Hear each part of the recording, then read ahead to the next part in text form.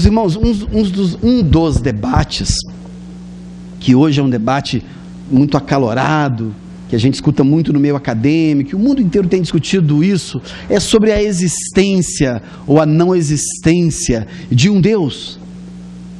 E a gente percebe que existem pessoas nas duas fileiras, muitas pessoas nas fileiras daqueles que creem na existência de um Deus, e um grupo cada vez maior de pessoas que não creem na existência de um Deus, que ou se dizem ateias, ou se dizem atoas, ou se dizem agnósticas, ou se dizem qualquer coisa, mas acho que não existe um Deus, um ser superior, ou coisa que o equivalha. Um dos argumentos que se usa é o seguinte: não, se Deus existisse, não haveria tanta fome na África.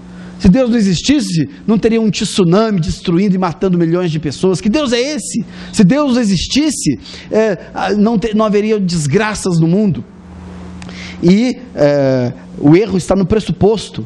Quer dizer, eu crio na minha mente como que eu acho que deveria ser Deus. E se ele não é do jeito que eu acho que ele deveria ser, eu prefiro dizer que ele não existe. A questão não é se ele existe ou não, mas o meu pressuposto, o pressuposto do ateu, ele está errado, porque aonde que está escrito que o sofrimento não vai existir no mundo? Então, o ateu ele basicamente parte do pressuposto que, se existisse, deveria ser um ser que não permitisse que ninguém sofresse. Ou como muitas vezes eu digo, o ateu, de certa forma, é um revoltado com a não democratização da bênção. Como a bênção não é democrática, ele prefere acreditar que Deus não existe, que caso ele existisse, ele deveria democratizar a bênção, e todos deveriam ser abençoados igualitariamente, nenhum funcionário, todo mundo chefe, era um mundo de chefes, né? Todo mundo. Então, a não democratização da bênção é a causa da revolta de muitas pessoas com Deus. Alguns outros que são ateus o são porque são revoltados não com Deus, mas com os homens.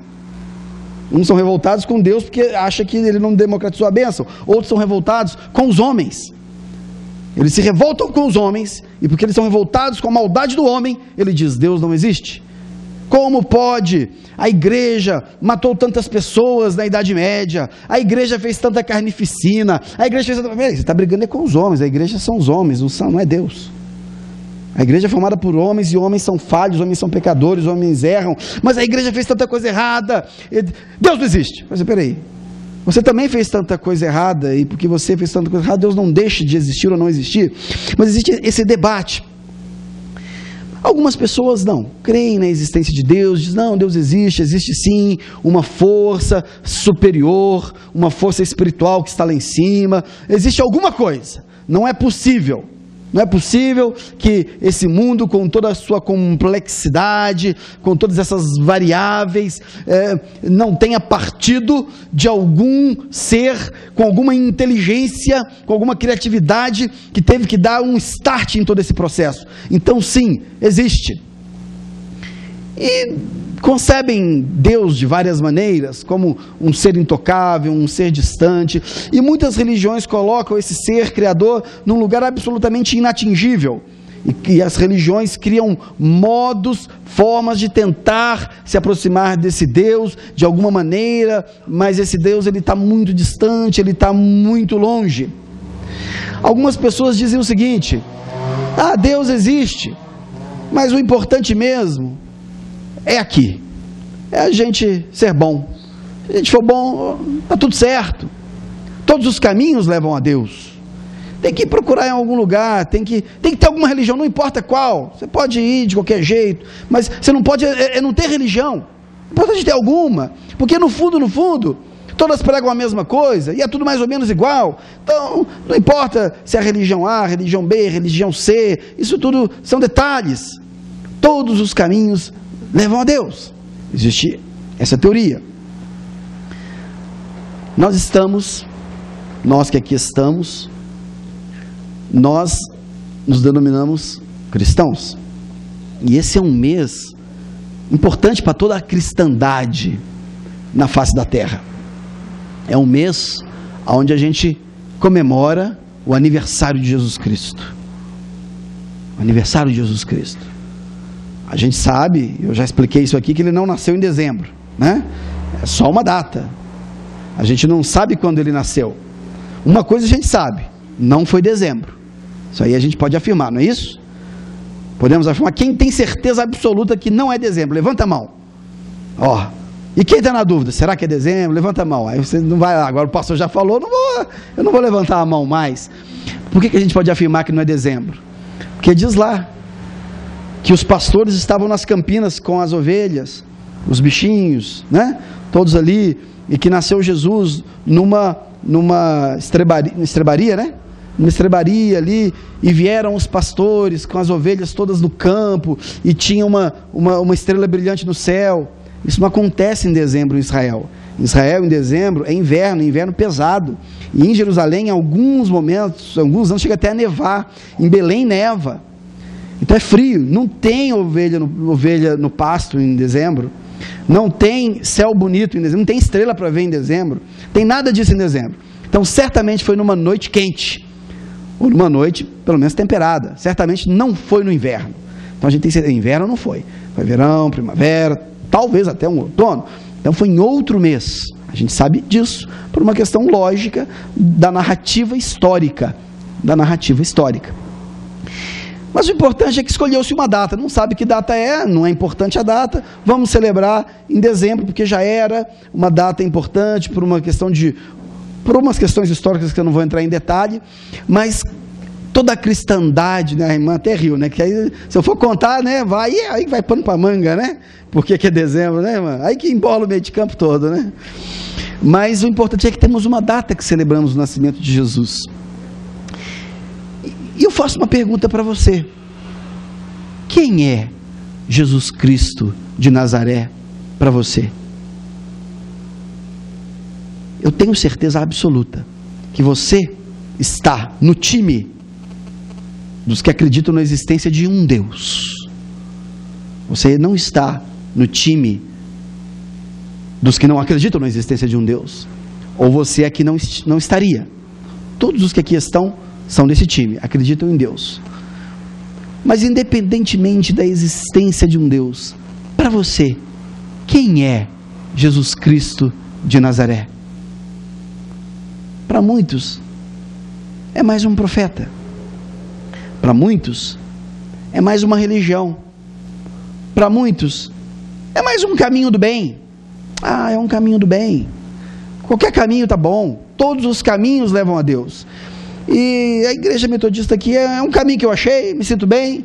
O pastor é fashion, né? Tem um site bacaninha. Tem um café com Deus, a gente bebe café de graça. Aliás, eu venho na igreja metodista que a gente bebe café de graça. Então tá bom.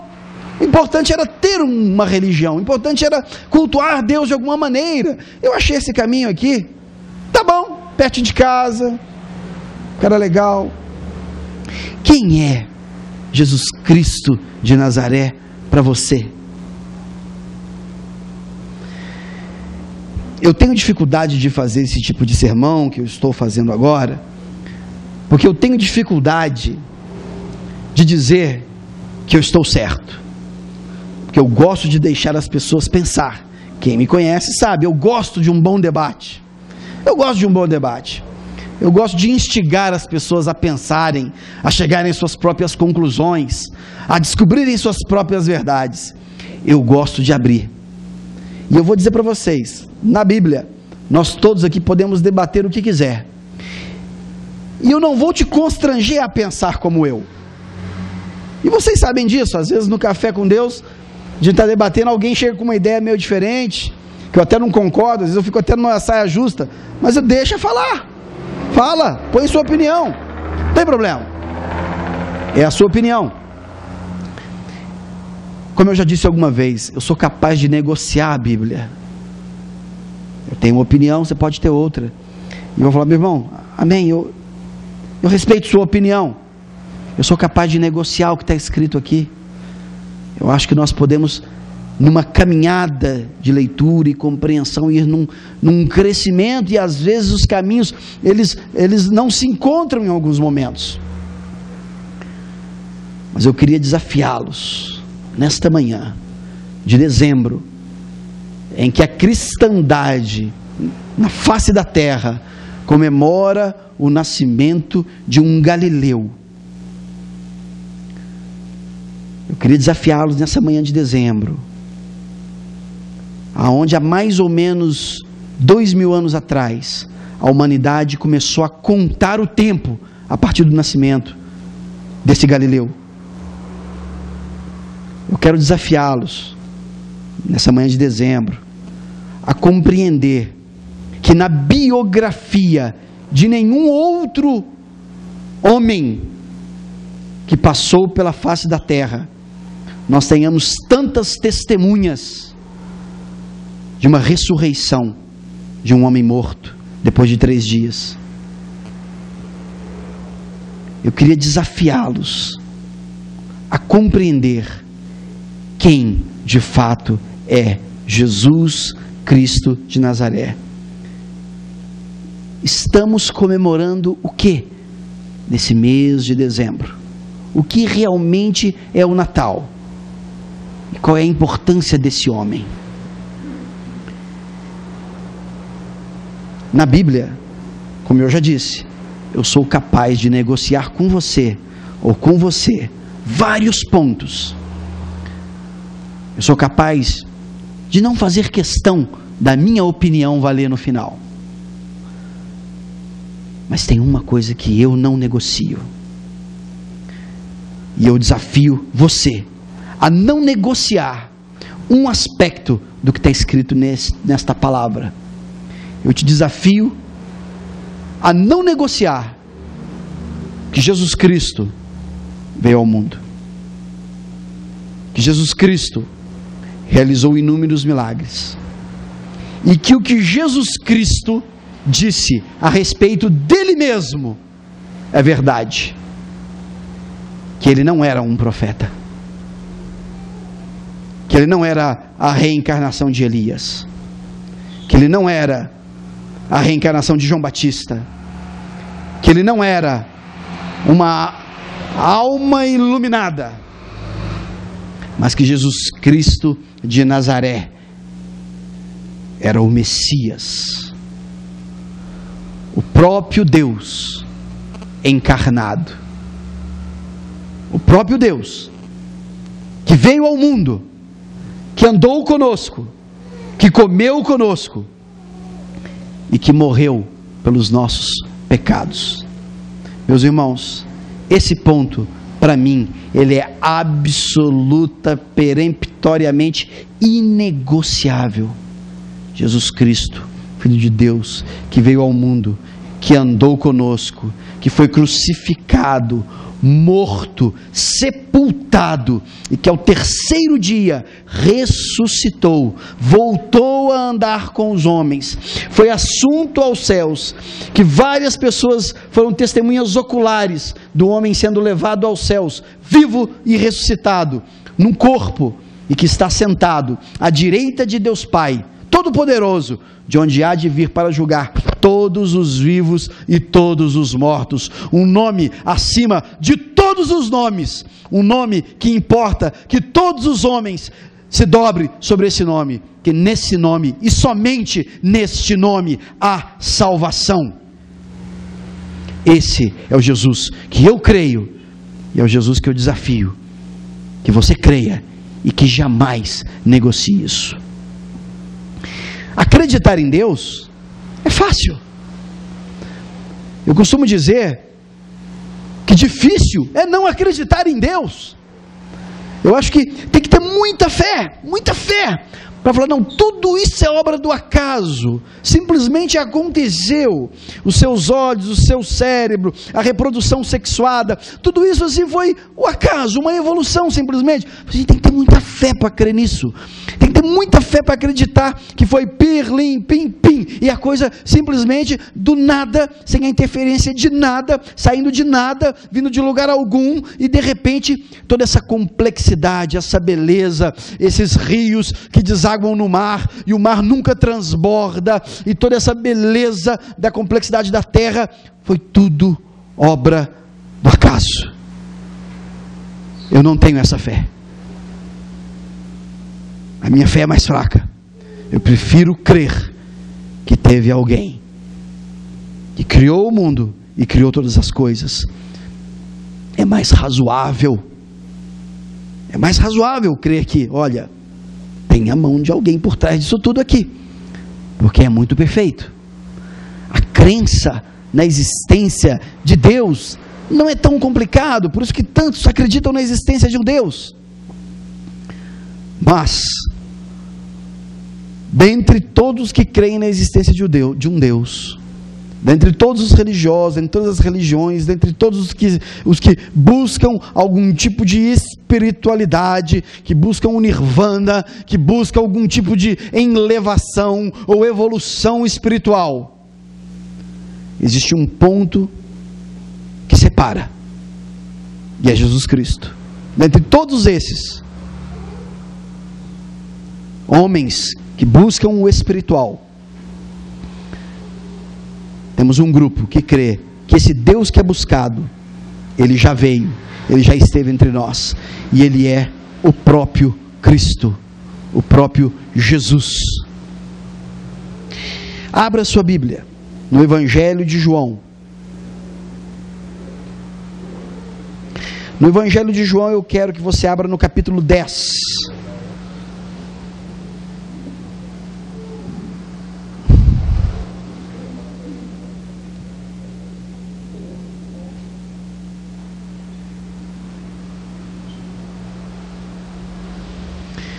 No capítulo 10, vamos ler a partir do versículo 7. Jesus falando de si mesmo, em João capítulo 10, versículo 7. Aliás, em todo esse capítulo, é um capítulo onde Jesus, ele reivindica a sua divindade. Em muitos momentos da Bíblia, ele não reivindica a sua divindade, ele não tenta convencer ninguém de quem ele é, mas no final da sua estada na terra, no final do seu ministério, aqui no capítulo 10, nós já estamos correndo para o final, mais 2, 3 capítulos, já está em Jerusalém para ser morto. Ele começa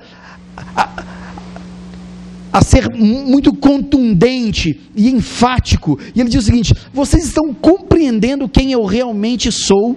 E ele começa a tentar mostrar para as pessoas que ele não é apenas mais um profeta, ou apenas mais um homem iluminado. No capítulo 10, versículo 7, ele diz: eu afirmo a vocês, e isso é verdade, eu sou a porta por onde as ovelhas passam. Todos os que vieram antes de mim são ladrões e bandidos, mas as ovelhas não deram atenção a ele. Eu sou a porta. Quem entrar por mim será salvo.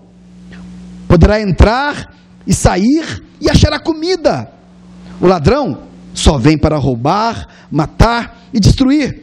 Mas eu vim para que as ovelhas tenham vida completa, para que tenham vida e tenham em abundância. Eu sou o bom pastor. O bom pastor dá a vida pelas ovelhas. Um empregado trabalha somente por dinheiro. Ele não é pastor e as ovelhas não são dele. Por isso, quando vê um lobo chegando, esse empregado abandona as ovelhas e foge. Então o lobo ataca e espalha as ovelhas. O empregado foge porque trabalha somente por dinheiro e não se importa com as ovelhas. Mas eu sou o bom pastor. Assim como o Pai me conhece e eu conheço o Pai, assim também conheço as minhas ovelhas e elas me conhecem. Eu estou pronto para morrer pelas minhas ovelhas. Tenho outras ovelhas que não estão neste curral. Eu preciso trazer essas ovelhas também, e elas ouvirão a minha voz. Então elas se tornarão um só rebanho, um só pastor. O Pai me ama, porque eu dou a minha vida para recebê-la outra vez. Ninguém tira de mim a minha vida, mas eu a dou por minha própria vontade. Tenho o direito de dá-la e de tornar a recebê-la, pois foi isso o que o meu Pai me mandou fazer. Quando ouviu isso, o povo se dividiu outra vez. Muitos diziam: ele está dominado por um demônio, ou ele está louco. Por que vocês escutam o que ele diz? Outros afirmavam: quem está dominado por um demônio, não fala assim. Será que um demônio pode dar vista aos cegos? essa dúvida que muitos têm, que talvez alguns de vocês tenham, sobre a divindade de Jesus, já era naquela época. E nesse discurso, ele diz: eu sou a porta, quem entrar por mim, entrará, sairá e terá pastagem. Eu sou o bom pastor, eu sou enviado de Deus, ninguém tira a vida de mim, eu dou a vida pelas minhas ovelhas, e eu dou porque quero dar, e eu dou e depois pego de novo. Já estava profetizando a sua ressurreição. Assim, eu sou o Messias, em outras palavras. O povo ouviu aquilo e falou: ó, ou está louco, ou está louco, ou está endemoniado. Seria normal não. Assim, Jesus, você vinha muito bem até aqui, agora que esse papo de que você e o Pai é um, você é a porta, que você, cara, você pulou o corguinho, você forçou agora. Tipo assim, que um Deus exista, tudo bem, mas que você seja o cara, aí é demais. Aí só tá, o sucesso subiu a cabeça, hein? Tem muito seguidor, tá muito mitidinho. E o povo se dividiu, falou: ó, tá louco, loqueteou, sucesso subiu a cabeça. O cara daqui a pouco vai querer se candidatar a governador de Israel. O cara tem uma campanha política por trás desse negócio. Tá demais. Um outro grupo falou assim: não, um demônio não fala desse jeito. E um endemoniado não dá vista aos cegos. Isso que ele está fazendo, eu nunca vi. Então, eu nunca vi endemoniado retornando vista de cego. Eu nunca vi louco levantando coxo. Maluco levantando coxo eu nunca vi. Ele faz isso. Já naquela época, com Jesus do lado, as pessoas sendo testemunhas oculares dos fatos e dos eventos históricos, naquela época já havia dúvida com relação a quem de fato era Jesus. Não seria diferente. Não seria diferente. E Jesus, ele insiste, mesmo com essa divisão, ele continua falando e reivindicando essa divindade dele, até que ele chega em Jerusalém, um pouquinho adiante, no versículo 24, um pouquinho adiante, versículo 24, ele já em Jerusalém, diz assim: era inverno em Jerusalém, estavam comemorando a festa da dedicação, Jesus estava andando pelo pátio do templo, ou seja, era dezembro, né? Perto da entrada chamada Alpendre de Salomão, estou no versículo 24 agora. Então o povo se ajuntou em volta dele e perguntou. Isso foi depois daquele discurso. Então o povo se ajuntou em volta dele e perguntou: até quando você vai nos deixar na dúvida? Diga com franqueza, você é ou não é o Messias? Aí Jesus respondeu: eu já disse, mas vocês não acreditaram. Já está dito, eu já falei várias vezes, mas vocês não acreditaram. As obras que eu faço, pelo poder do nome do meu Pai, falam a favor de mim. Uma resposta simples. Você é ou não é o Messias? Você olha, eu já disse, mas vocês não acreditaram. Mas é o seguinte: as obras que eu faço em nome do meu Pai, essas obras já falam em favor de mim. Vocês querem mais? Mas vocês não creem, porque não são minhas ovelhas. As minhas ovelhas escutam a minha voz, eu as conheço e elas me seguem. Eu lhes dou a vida eterna, e por isso elas nunca morrerão. Ninguém poderá arrancá-las da minha mão. O poder que o Pai me deu é maior do que tudo, e ninguém pode arrancá-las da mão dele. Eu e o Pai somos um. Meu irmão, minha irmã, eu te desafio a você crer nisso, que neste dezembro, neste 25 de dezembro, nós não estamos comemorando uma data festiva de uma religião.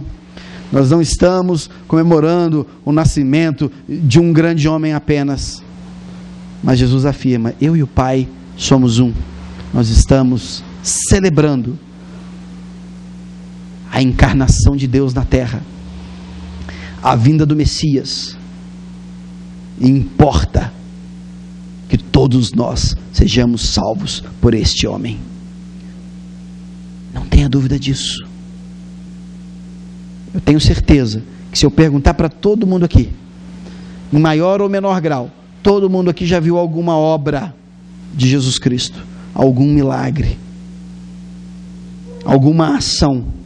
Como pastor, eu já tive o privilégio de várias vezes ver a manifestação de Deus, a manifestação do Espírito Santo, de orar em nome de Jesus e ver pessoas sendo curadas instantaneamente, de orar em nome de Jesus e ver vidas sendo transformadas, de pregar esta palavra, a palavra da salvação, a palavra de Deus, a palavra de Jesus como Filho de Deus, e ver vidas sendo completamente transformadas, os valores sendo mexidos. E aí que está o grande problema com Jesus, que Jesus transforma as pessoas, e o mundo não quer que as pessoas sejam transformadas, e o mundo tem raiva dessas mudanças.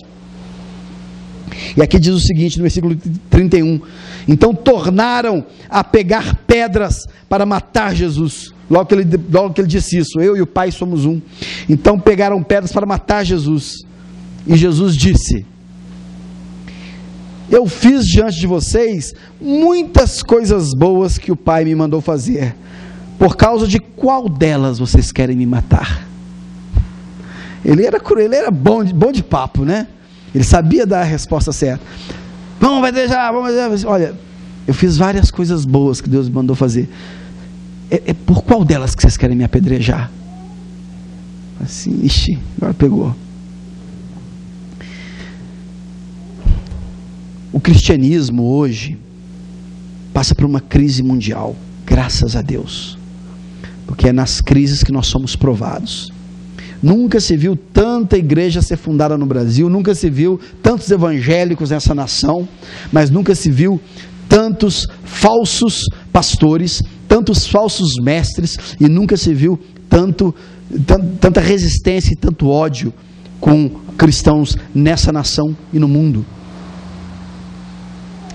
A gente está num momento onde o cristianismo está sendo provado, e a gente está num momento onde muitos cristãos têm sido odiados, e a gente está num momento onde muitas pessoas odeiam o evangelho, porque muitos falsos mestres são lobos vestidos em pele de cordeiro, como o próprio Jesus falou. São salteadores, ladrões, lobos. Pessoas que falam em nome de Deus, mas não agem como Deus os mandou agir. Pessoas que falam no nome de Deus, mas não praticam as coisas que Deus mandou praticar por meio de Jesus.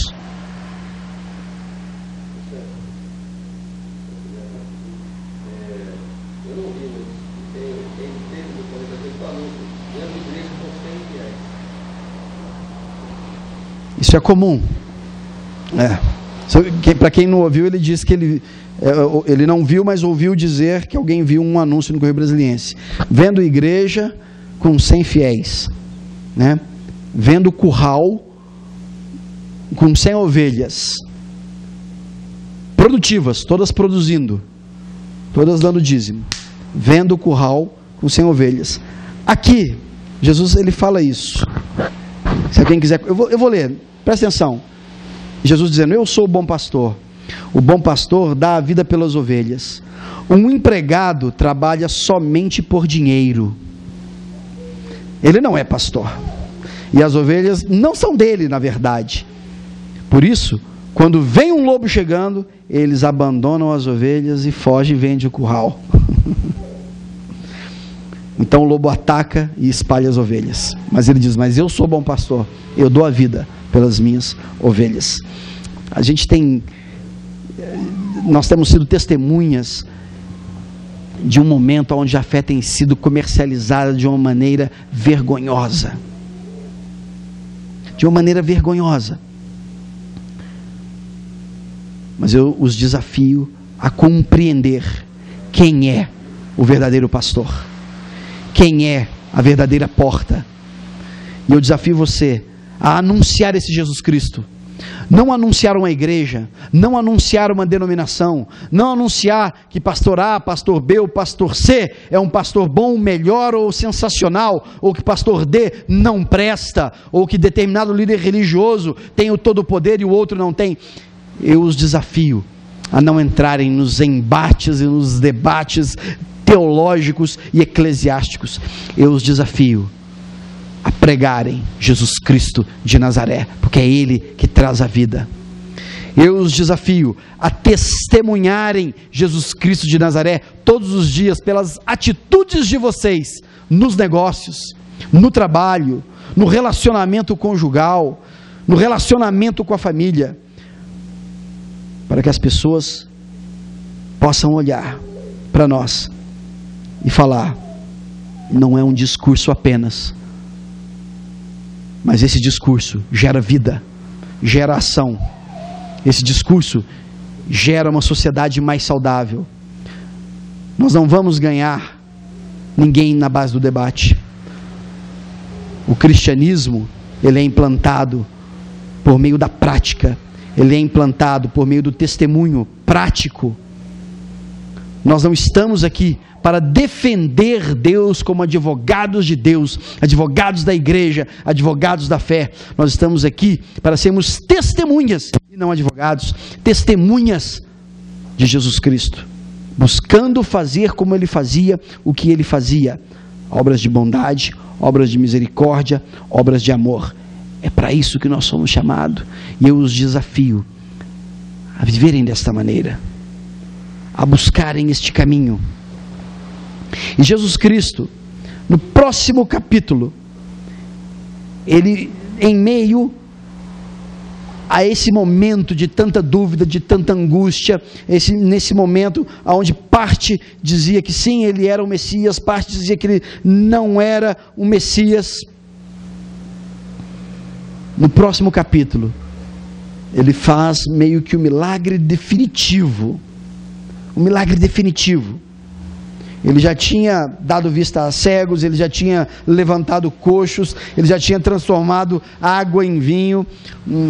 Uma parcela falou assim: papo furado, isso aí o David Copperfield também faz, isso aí já estava lá, com combinado lá com a galera. Você acha? A galera já estava lá atrás com a cadeira de roda, tudo armado, entendeu? Tudo armado. Isso aí, o cara ganhou uma grana para levantar da cadeira de roda, imagina. Porque isso existe mesmo, que isso sempre existiu, que o homem sempre foi mau, o homem sempre fez grana, de todas as maneiras, se for o caso até vendendo a fé, o negócio do homem é grana, tutu. E muita gente fala: não, isso aí é pessoal de pão em vinho, isso é papo furado, a mim não enrola não tem essa não. Mas Jesus, no capítulo 11, ele faz um milagre definitivo. Vocês podem ler em casa depois. É quando morre Lázaro. Lázaro está doente e Lázaro morre. E Jesus vence a última barreira da existência humana. Hoje nós falamos aqui no Café com Deus que você vai morrer. Você vai morrer. Eu vou morrer. E contra a morte não há nada o que se fazer. Esse é o limite da existência. A morte, ela tem mais poder que o homem. E todo mundo morre um dia. E chega a notícia: Lázaro está doente. Venha para que ele seja curado, porque você cura. E ele falou assim: não vou. E se demora mais alguns dias aonde ele estava. Diz: não vou, deixa morrer. Deixa morrer. E depois de alguns dias, quando ele vai visitar a família, enlutada, as irmãs reclamam: pô, Senhor, amigo da onça, hein? Se o Senhor tivesse vindo antes, o meu irmão não teria morrido. O Senhor poderia tê-lo curado, né? O Senhor curou tanta gente, o Senhor curou tantas doenças complicadas. Se o Senhor tivesse vindo, ele não teria morrido. Elas não acreditavam que ele fosse realmente o Messias. Amigos que caminhavam com eles, que ele ficava dentro que viu ele fazendo milagre, não acreditavam que ele fosse o Messias, que ele fosse um cara cheio de poder, mas não o Messias. Ele falou assim: você não sabe quem eu sou, até você não sabe quem eu sou. Seu irmão não está morto, ele só dorme. São 3 dias, Senhor, já cheira mal. Ou seja, estado de putrefação. Não é epilepsia, não é uma doença como algumas têm, que a pessoa parece que está morta por 24 horas, já cheira mal, já está fedendo. Não é uma doença, já era, já deu bicho, já acabou, já se desfez. Aí você, mas eu não te falei que se você crê em mim, quem crê em mim terá uma vida eterna? Se nem você acreditou em mim, será possível? Eu sou o Messias. Tira a pedra, tira a pedra. Como assim tira a pedra? E alguns falaram assim, ó, agora enlouqueceu de vez, o cara pirou mesmo, interna, chama o bombeiro, dá um cega-leão, leva lá pro Agapap, leva para Agapap. O cara enlouqueteou, não dá ouvidos para ele não. Alguns, diz a Bíblia, que disseram assim: Senhor, que brincadeira é essa? É muita crueldade com essa família que o Senhor está fazendo. Que brincadeira de mau gosto é essa? Assim, tira a pedra. Tiram a pedra. Todo mundo sente aquele cheiro horrível. E agora? Só afastando. Horrível. E ele diz o seguinte: Lázaro, vem para fora. E sai uma múmia pulando lá de dentro. As pessoas eram enfaixadas. E saiu cheio de faixas. Dizem alguns teólogos que ele falou: Lázaro, vem para fora. Porque se ele dissesse só vem para fora, viriam, todos já tinham sido enterrados ali naquele túmulo algum dia, que os túmulos eles eram comunitários, e eu creio nisso. Vem para fora. Aí vinha um batalhão, né? Não, estou chamando só um, o resto fica aí. E eu posso imaginar a cena linda, posso imaginar. Vem cá, você.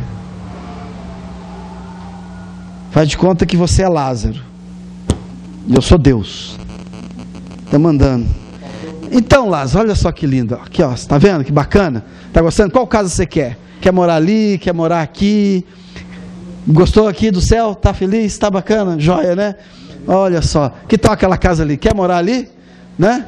Grita aí: Lázaro, vem para fora. Bacana aqui, né? Joia. Grita. Lázaro, vem para fora. Aí você volta lá com ela. Peraí, Lázaro. Peraí, a sua casa aqui, rapaz. Onde é que você vai? E depois eu falei assim: gente do céu, meu filho só fazendo arte. Eu estava aqui já, né, conversando com o Lázaro, mostrando tudo para ele. Levou embora o menino, rapaz. E Lázaro, volta.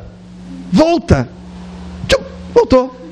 Assim: Jesus, é para você encher o céu e não esvaziar. Tirou menos um. É mais ou menos isso. Isso é uma loucura. E de repente sai um morto com vida, né? Aí se tivesse o Fantástico naquela época, né? Não perca hoje no Fantástico. Lázaro conta tudo o que viu nos 3 dias que esteve no céu com Deus, tal, né? Aí entrevistava ele, tal, né? Quem acredita que isso é mentira, é armação? Os outros acreditam, e assim vai. Meus irmãos, sempre nós teremos um grande grupo que nunca acreditarão em nada. E, como disse Jesus, não são todos que são ovelhas dele. Não são todos. Mas sempre teremos aqueles que acreditarão. E eu quero dizer uma segunda coisa para você nessa manhã.